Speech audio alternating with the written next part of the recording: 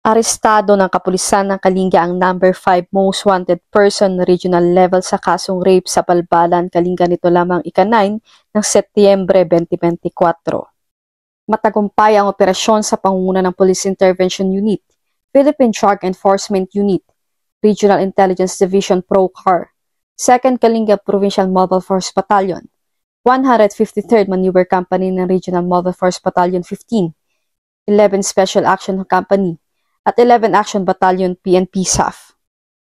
Arestado ang akusado sa bisa ng warrant of arrest sa kasong rape, kaugnay sa RA 7610 na inihain noong ika-9 ng Setyembre 2024 sa Judicial Region, Lubuagan, Kalinga, na walang inirekomenda ang piyansa. Matapos basahan ng kanyang karapatan sa salitang kanyang naiintindihan, dinala ang akusado sa tanggapan ng pulisya para sa tamang dokumentasyon at wastong disposisyon bago ito over sa kinauukulang hukuman.